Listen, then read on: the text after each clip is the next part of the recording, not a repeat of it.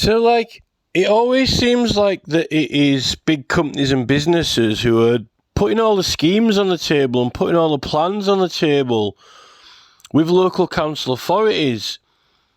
If it was like a Green Party council, surely people like Andrew Cooper, for example, wouldn't he be more interested as a councillor in different types of schemes that could exist?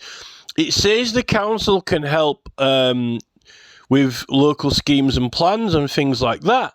How about this, for example, right? There's meant to be long waiting lists for allotments, right? They're meant to have a very, very long waiting list for allotments. Well, it's like, if the council has got powers for compulsory purchase orders, right, but also it's got powers to organise schemes between local people and things like that, right, which I've just put, like, I've just got the list of council powers and I've picked out some things, for example, right? What happens, why don't people think of schemes like this, say, like, rather than just, like, you know, Bill Gates buying up all the land everywhere and farmland everywhere, or big corporate entities coming in, like in Murfield, you know, building industrial estates and aeroplane engine factories and all these things which actually don't really make the place look any nicer or preserve the nature in the area. If there was a will, well, I think there is a will. I just think people are lacking the ideas.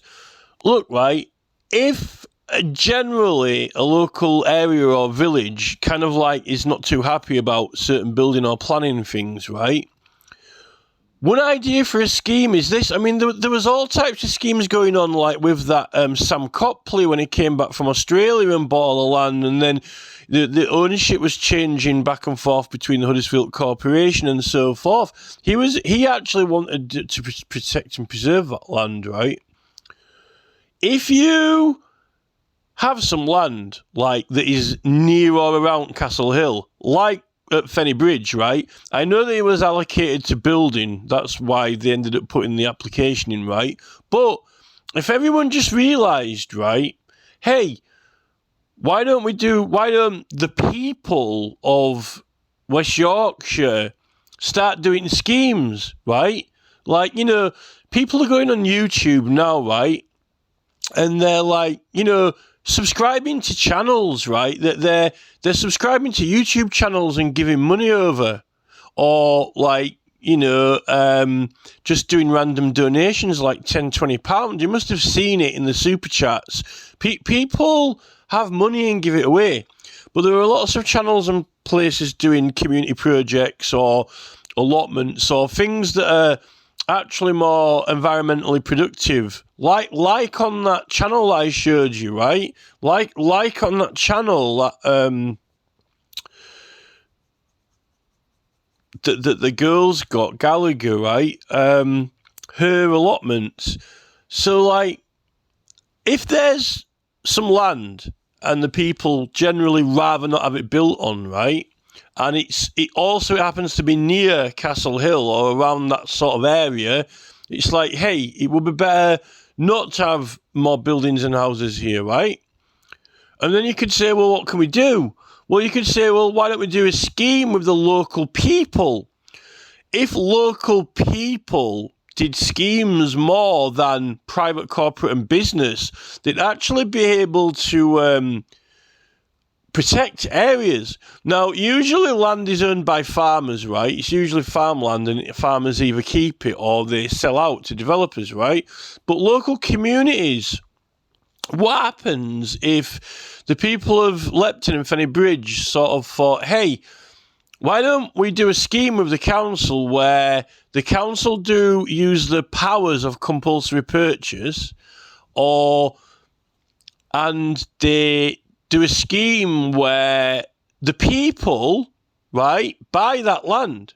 Now, normally I know that council's trying to sell things off at the moment, right? It's trying to sell off, you know, all these assets that it had, like some of the library buildings and various other things. So at the moment, the council are getting rid of things. They're trying to sell things, right? But the they can't, like at the moment, there's a lot of protests. People are saying, no, we're not going to pay council tax. There are quite a few campaign groups at the moment against paying council tax, right? It's quite a big thing. There's a lot of groups around England, like, complaining. But, right, if it wasn't one specific thing, right, we're doing a scheme, right? There's a plot of land. It's near a natural environmental area, which would be better to keep it for the visual appearance of benefit of the area. Why don't we buy it? Why don't we do a scheme with the council where they use powers to take ownership of it, and then with a scheme where the people buy it, right? So then the village or town, like, you could say, like, for example, it could be Fenny Bridge, right, or Kirkheaton, right? They say, well, we'll buy that land, but we'll buy it over 10, 20, 30, 40 years, right?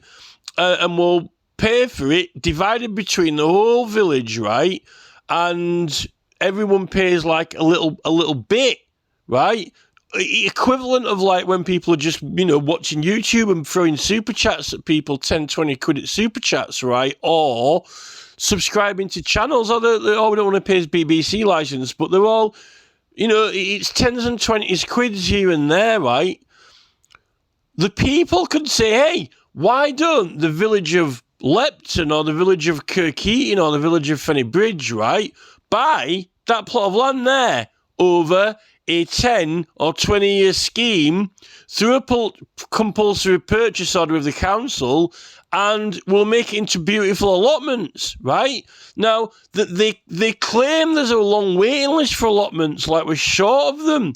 They're always complaining that there are a long waiting list for allotments, right? You could make beautiful allotments and environmental growing areas. You could even have people like growing strawberry. The Teals in Murfield. There was a field in Murfield opposite the Teals garage at the top of Sunnybank, right? And there was the guy had a field there, and he grew strawberries every year, right? Now, the village. Imagine if the people of Fenny Bridge or the people of Lepton, right, or bought that land or field that the developers wanting to build houses on, and instead they made allotments and bought it over a number of years, right, through compulsory purchase instead. And then at the end of it, it's like the little village own a bit of land, and they could even sell strawberries on it and make a lot of money out of it. It could even cover all the costs of running it. And then it protects it. You see, this is the type of thing that, I would love to have meetings with Andrew Cooper about, but he's a hard man to get hold of, He pops up like a little mole here and there, with like Save Kirklees trees here and there, or he's busybodying around doing his council business, walking around with clipboards with an entourage of women from a village following him around, right? No one knows what they're up to, installing some BT boxes or this or that or whatever, right?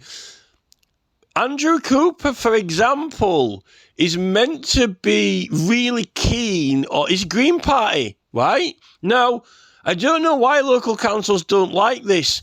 Is this a Labour thing, right? The Labour Party, corporations, developments, housing. Is it this Labour Party agenda which is fed down from central government, and, you've got to do deals with, Balfour Beat Me, Kier, Builders, Taylor Wimpey, all these builders, like, it seems that they're the ones who are in the council, right, turning up. They get a nice guy meeting them at the council, sit in the waiting room, shake hands with them in the building development department, with a shirt and tie on, come into the meeting. It's, Darren Smith Builders, right? Come for a meeting, Mr. Smith. I'm going to give you an award after this. They're getting awards, right? These builders are getting awards. There's something not right with these councils. Where are all the ideas and schemes for local people, right? The current cultural environment seems like all the council seems to be doing and come up with is cinemas or football stadiums or a new swimming baths or a new university building or redevelop the town centre and let's get more Costa Coffees in, right? And then they put all the blueprints up and do all this and that. It's like a machine now. And they don't seem to have any other ideas except occasionally, like, you know, I've seen them do a tree planting thing, right? That tree planting initiative was amazing, was great, right? But that's just one thing. It's kind of this, like, they got these really profitable businesses, right, that just make so much money out of their Starbucks and their Subways and their other things, right, that they're just in the council putting plans in all the time. At the end of the day, right, the council is only a court, and it's the court that specialises in permissions for building and planning. I've just looked at the records, the history records, right? And they're in the local assizes, right? Which is the local King's Court when it comes round. It's not the petty sessions. It's the assizes, right? Which is the King's Justices on a circuit, right? Going around the country. And they're in the assizes, which also has a jury. And they're asking permission to erect cottages, right? Now, that is the court, right? And you can appeal from courts up to higher courts, and you can appeal from courts to Parliament, right? That means the erection of 2 cottages, right? And the assizes can appeal to the High Court, and it can also appeal to Parliament. Now, at one point, when a town or village gets incorporated and it gets given a mayor and alderman, right? You've got a council. Now, I know what the model is now. I've worked it out from the Lord Mayor of London, because you've got the Lord Mayor of London and his aldermen, which are like the councillors. And it's called the Court of Aldermen in London. And then you've got the Court of Common Council, which is the mayor, right?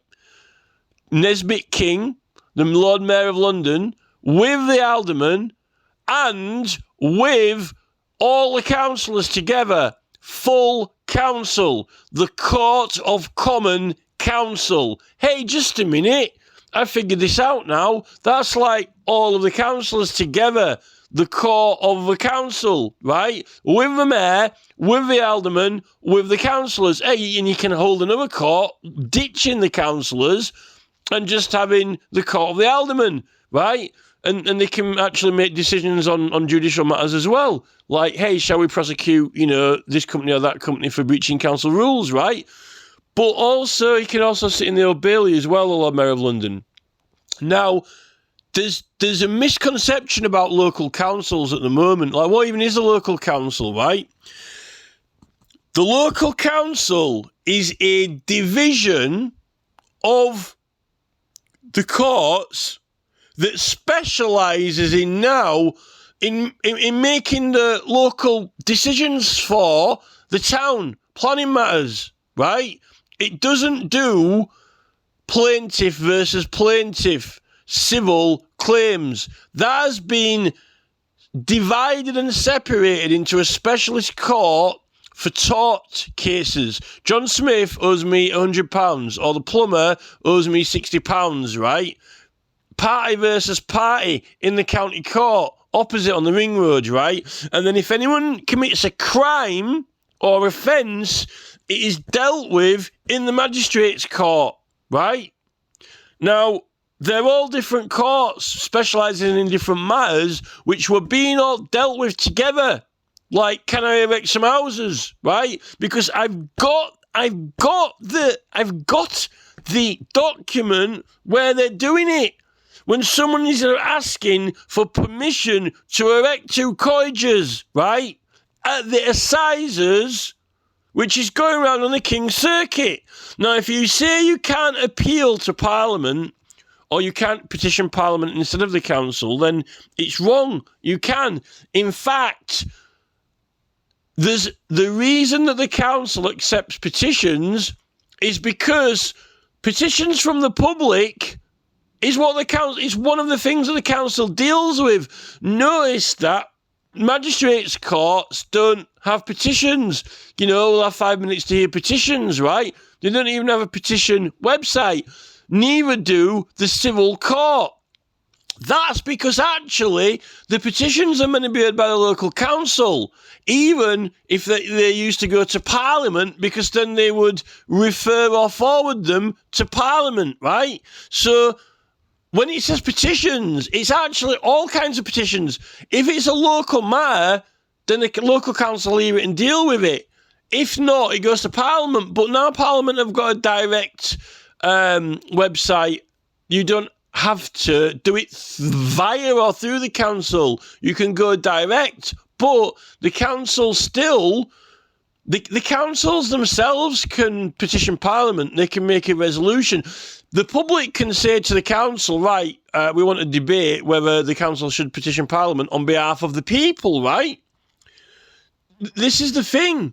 So the council's just a court that has ended up specialising in only the local matters and judgments, like, building, planning permissions, roads and highways, right? Which is no longer dealt with by the petty sessions or assizes because they've decided to specialise, right?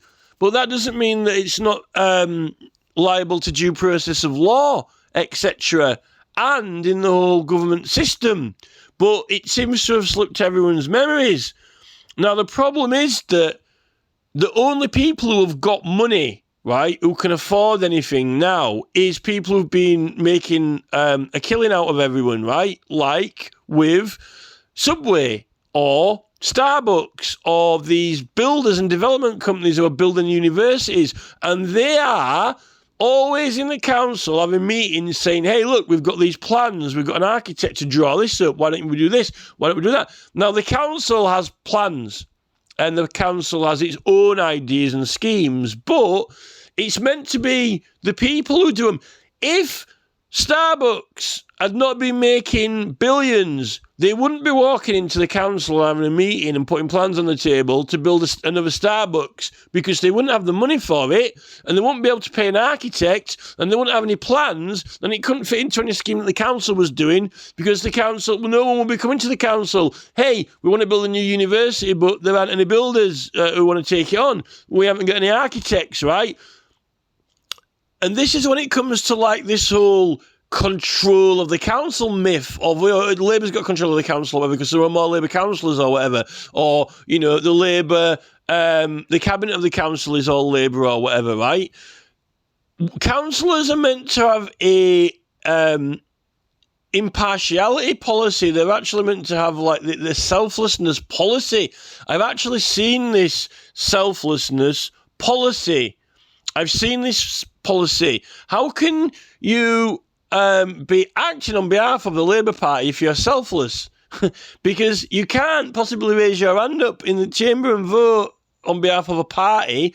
You have to be voting on behalf of your electors, the people who elected you, surely, right? And this is the thing. This is what really the Green Party need to... this is, I think, what... I mean, there's a lot... I mean, the Green Party are doing a lot of wacky things at the moment. They seem to be focusing a lot on all this, like, LGBTQ rights and all this kind of, like, immigration, male, female, all these Human Rights Act type things, right? But the Green Party is primarily meant to be about, the environment, right? And countryside. And I know the Green Party have got lots of,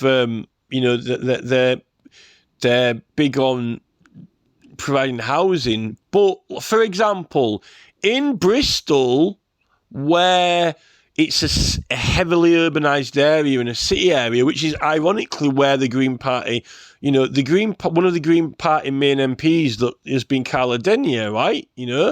And she's, ironically, she's the Green Party, but it's a very urban city that it's a central city area, right, where she's the MP for. Now, so Carla Denny's been doing lots of videos about renting and buying to rent, the regulations and rules around renting property, because a lot of the people in Bristol rent property, they don't own their own property. So she's been kind of like prioritising laws around renting, right? And landlord regulations and rules, all that type of thing. But in our area, particularly around Castle Hill, where it's on the verge of, having urban sprawl basically overpowering it, right? When it is a very beautiful natural area at the edge of the Pennines, with Home Valley, there are so many ideas that you could have if the people want to do it, right? And I think that these schemes, it only ever seems to be these sort of developers and people who are wanting to make, hey, we could make some money out of that, we'll build some houses, make, £100,000, £1 million, or £2 million or whatever out of it. But if the people suddenly realise with their councillors, and their councillors were like encouraging them and up for it, like people like Andrew Cooper, right? If Andrew Cooper started an initiative, or if the Green Party started an initiative where they said, like, hey, right, why don't, like, try and get local villagers or local areas interested in, like, hey, why don't we buy the land, right? But why don't we buy it long-term, over a long-term contract and a compulsory purchase through a scheme where they take ownership of it, and then when it's owned by the whole community and people, not the council, right? Because it's always been like, hey, the council wants to buy this land, or the council wants to take ownership of it, or whatever, and now the council's having to sell things off because it can't afford it, right? But the only people who end up buying them are developers, like, like with Tolson Museum or the libraries and things like that are having to sell off all the council assets, right? There are people now, you see, YouTube are using their influential powers, their psychological influential powers, like, on users, right? And they're popping up all these things like, super chats. Oh, we just invented it. What is it? Well, all it is like, you watch channel that you like watching, and just because you like it, you throw money at them, right? Like 10, 20, 30 quid or whatever, super chats, and you get a comment posted, and it's like social, and it's only for like a moment, right? So it's an idea that YouTube came up with and Google just to literally make money, right? But people are throwing money at it as if they're like throwing money at Starbucks, like buying coffees, right? When all it takes is for someone like, Carla Denny or, Andrew Cooper, who is like a local Green Party MP, or that Derek Hardcastle, right? Look, Derek Hardcastle, he's another Green Party MP. I think he might even be on the town council, on the parish council. You see, if they could, you see what Huddersfield Council are doing really with that blueprint is they were actually enticing people to go along with it and not oppose it, because they were putting the advertisements all around the town centre, calling it the blueprint, right? And they were making it look like everyone liked it and supported it, because they were using sponsorship with the local buses, and they were using sponsorship with the local football teams and on roundabouts and on the buses and around. And it looked like, hey, everyone's a team player. And just because the council are doing this blueprint initiative and the sports centre and the university, then the whole football team and every single town fan must support it, and everyone else, right? And then they start having these local groups like the Urban Redevelopment of Huddersfield. Effectively, it's sort of like the psychology behind what YouTube are doing with the super chats, just getting people to go along with it and like it, right? Because the council wanted to do it. But who makes money out of it?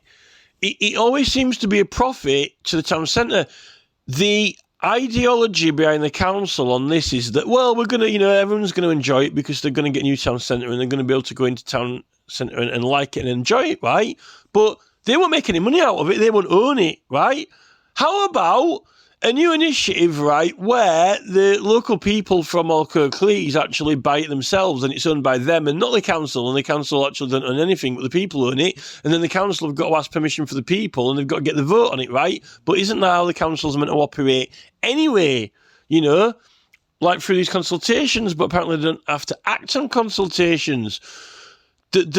You could actually have the local people in a whole village, right, could literally, instead of, like council tax to the council, instead of like throwing these super chats at YouTube or whatever and Facebook or whatever in this new idea that, Google's taking over the world with, and the type of strategy that Bill Gates are doing. And Google makes all these profits. They've just invested $3 million in AI, right? Notice that Sergey Brin is becoming a multi-billionaire and Mark Zuckerberg just because, the BBC said, hey, there's a new thing called Facebook, why don't you go on it? Then everyone went on it, right? So, how about if the BBC said, hey, why don't everyone in the local areas start buying their local land on schemes over a long-term purchase thing? In the future, they'll own that land and, they could have allotments and they could even rent it out and make money out of it. And even you could have like growing strawberries on there and things like that, like, they were doing in Murfield, and actually it would pay for itself and, things like that, right? It's kind of a little bit like the local farmer, but it's not owned by the local farmer. Instead, it's owned by the whole villages and communities, and they actually get the benefits of owning it and the produce of it, and even, giving it out for allotments and things like that, rather than all these building developers come in. And then actually when the council then, rather than it being owned by the council, and then supposedly, and if it's owned by the council, it's going to be in the public interest, then actually, if it's a Labour or Tory-controlled council, they actually have to ask permission from the people, the landowners, and they have to come to an agreement. And the thing is, the council then, if the village that owned the land would actually have to take a vote on it, right? If any developers wanted to buy it, it would purely be on the vote of the people before they allowed the council to buy it. But then, the council might want to use these compulsory purchase orders, but then it would be like the private developer would be like the one who was pushing to get a compulsory purchase order from the council, rather than just the fact that, hey, we can afford it, we've got the money, we're going to buy it, we put the plans in, right? It's the whole way that it's set up at the moment is that it's the ownership always goes to the entity who wants to take all the money and take all the profits, and then they make all the decisions, and then everyone is having to battle them as putting objections in to battle them, and panicking all the time, when if it's owned by the people, there aren't really any threats. Can you just imagine if you had like an area, a county, like, for example, Home Valley, or here, and there was no panic or threat of, all these, factories and things possibly being built, because it would actually have to go on the vote of the people who owned it, right? Whether or not, something happened, and not actually through the councillors. So this seems a nightmare to the Labour Party or the Tory Party. I think that it would be a nightmare to them, because I don't know why and I don't know how, but it seems like to me that the councils, for whatever reason, are almost, they might as well call the Labour Party Starbucks, or you might as well call the Labour Party McDonald's, or you might as well call the Labour Party, Huddersfield University or Huddersfield Swimming Baths, or, some town centre redevelopment company. You might as well say the Labour Party is actually the Industrial Urban Redevelopment Company, right? And we get elected to make sure that Mark Zuckerberg and Bill Gates are billionaires, right? We never thought of hey, why don't we come up with some schemes where local people end up buying land and it's not under threat from development, and they could actually make use out of it, and even possibly even make money out of it as well. Things like that. There are so many ideas that you can do with schemes, like when that you can do them, And that's why I actually think that, really the Green Party could do a lot more if they got elected, if people would vote for them. But at the moment, the Green Party seem to be messing around with all this sort of, all these strange, gender bending type things and rights and immigration and all things like that, rather than doing what the name of the party is meant to be, like the countryside,